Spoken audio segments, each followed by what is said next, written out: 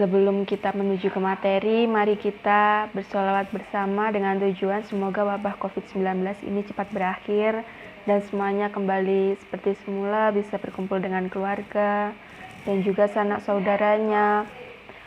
Bismillahirrahmanirrahim. Allahumma sholli ala sayyidina Muhammadin tibbil qulubi wa dawaiha wa afiyatil abdani wa sifaiha wa nuril absari wa diyaiha wa ala alihi wa sahbihi wa sallim li khamsatun utfi biha arwabail khatimah al-Mustafa wal Murtada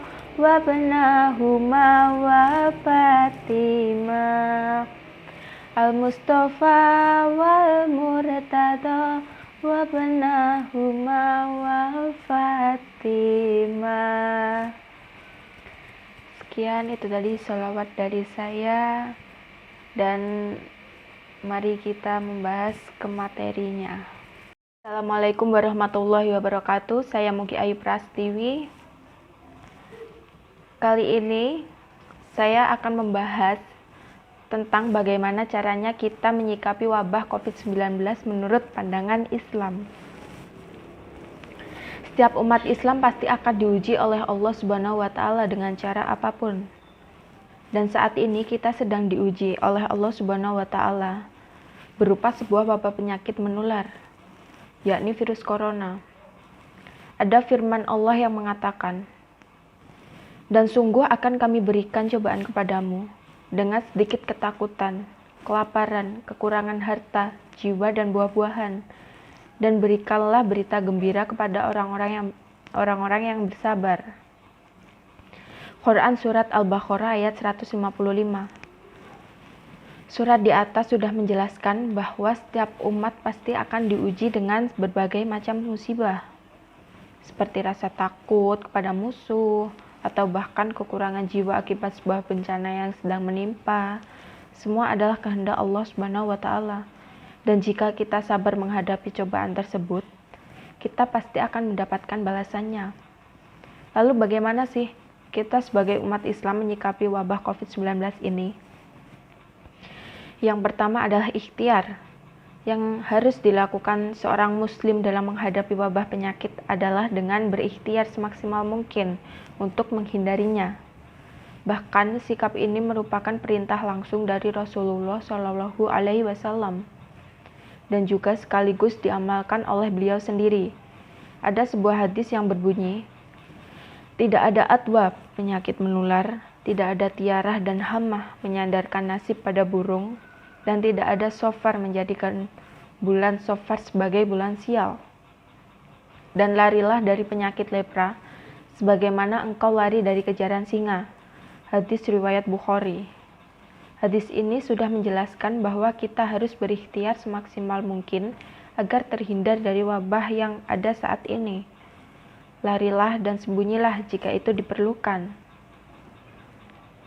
Dan yang kedua, mengisolasi diri. Dari Usamah bin Zaid, dia berkata, Rasulullah Shallallahu Alaihi Wasallam bersabda, "Taun, penyakit menular atau wabah kolera, adalah suatu peringatan dari Allah Subhanahu wa Ta'ala untuk menguji hamba-hambanya dari kalangan manusia. Maka apabila kamu mendengar penyakit itu berjangkit di suatu negeri, janganlah kamu masuk ke negeri itu. Dan apabila wabah itu berjangkit di negeri tempat kamu berada, jangan pula kamu lari daripadanya." Hadis riwayat Bukhari Muslim. Hadis ini mengajarkan bahwa kita harus berusaha menghindari keburukan yang mungkin terjadi dari suatu wabah yang sedang berkembang, mengisolasi dan menahan diri untuk tidak bertemu dengan orang banyak atau untuk tidak berpergian, terlebih ke daerah yang endemik merupakan suatu pilihan yang harus diambil oleh setiap muslim. Dengan kata lain, sebagai seorang muslim dituntut untuk mampu melakukan kesiapsiagaan dan menghadapi bencana sehingga dapat mengurangi resiko bencana, terutama terkait korban manusia. Yang terakhir, tidak membahayakan diri sendiri dan orang lain.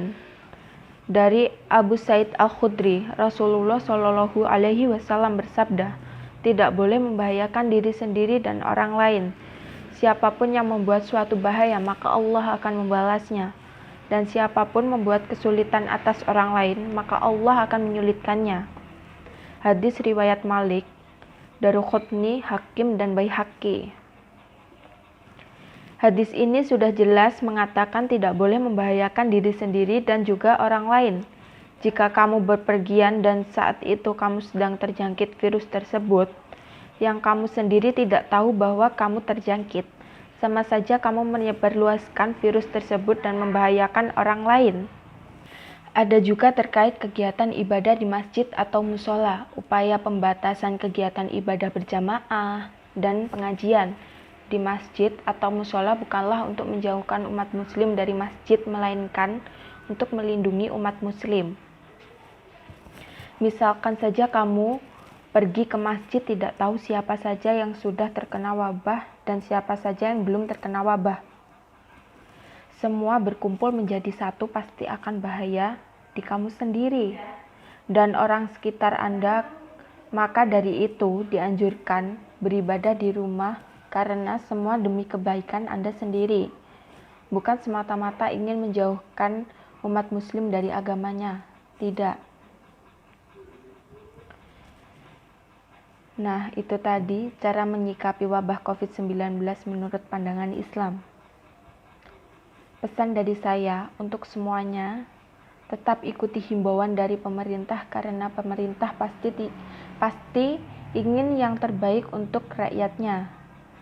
Jangan keluar rumah jika tidak berkepentingan, jaga kesehatan, jaga pola makan, dan pastinya selalu mendekatkan diri kepada Sang Pencipta. Semoga semua dijauhkan dari penyakit apapun. Semoga bisa berkumpul lagi dengan keluarga. Sekian dari saya. Wabillahi taufiq wal hidayah. Wassalamualaikum warahmatullahi wabarakatuh.